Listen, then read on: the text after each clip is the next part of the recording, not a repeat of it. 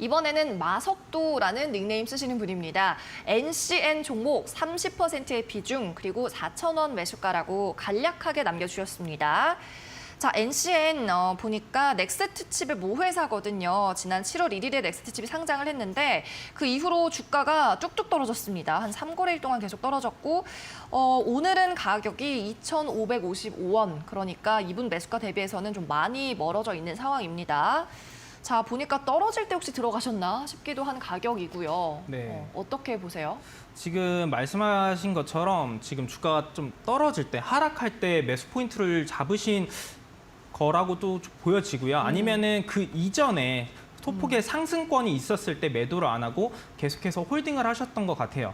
근데 이것도 마찬가지로 NCN 같은 경우 최근에 이제 넥스트 칩이 상장을 한 이후에 주가가 하락을 했다라고 좀 볼 수가 있는데 이런 것들은 과거의 흐름들을 보면은 어떻게 대응해야 될지를 알 수가 있어요. 어떤 거냐면은 기본적으로 2020년도, 2021년도 IPO 종목들이 상당히 많이 있었습니다. 대표적으로 뭐 빅히트, 당시 빅히트였죠. 지금의 하이브인데 그때 당시에 이제 빅히트가 상장 이전에 관련주로 지분 투자했던 기업들이 굉장히 높은 주가 상승을 보여줬었습니다. 대표적으로 이제 넷마블이라고 하는 기업이 있는데 잠시 차트를 한번 보시게 되면은 넷마블 같은 경우에 지난 2020년도 중순경에 굉장히 큰 상승 탄력을 이렇게 가져간 이후에 하이브가 상장된 이후에는 주가가 모든 상승분들을 반납했던 흔적을 확인할 수가 있습니다. 다시 말해서 시장에서는 IPO 기대감에 따라서 관련주로 부각받는 기업들 같은 경우에는 상장 이전까지의 기대감에 주가가 상승하는 것이지 상장 이후부터는 오히려 기대감 소멸로, 재료 소멸로 인해서 주가가 하락한다라고 좀 볼 수가 있습니다.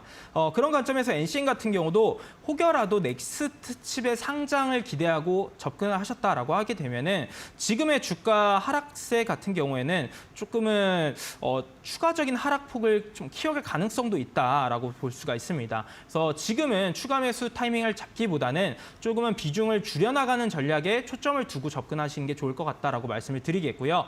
그런 관점에서 한번 말씀을 드려보면은 아직까지는 하단 구간이 잡혀있지 않은 상황이다 보니까 하방 경직이 나타난 이후에 상승시마다 조금씩 분할 매도로 비중을 축소해 나가는 게 좋을 것 같다라고 보시면 될 것 같고 그 구간 같은 경우에는 1차적으로는 2,370원 그리고 2차적으로는 3,200원 구간대의 저항의 구간을 맞을 수가 있기 때문에 해당 구간에서는 조금이라도 비중을 좀 줄여놓고 오히려 조금은 더 다른 펀더멘털적인 측면에서 좀 더 우량한 그런 기업에 갈아타는 전략을 저는 제시를 해드려보고 싶습니다. 네, 마석도님의 사연이었고요. 네, 역시나 비중 축소하는 전략 말씀을 해주셨습니다. 조금 더 힘내셔서 다른 종목으로 잘 갈아타셔서 손절도 잘 하시기를 바라겠습니다.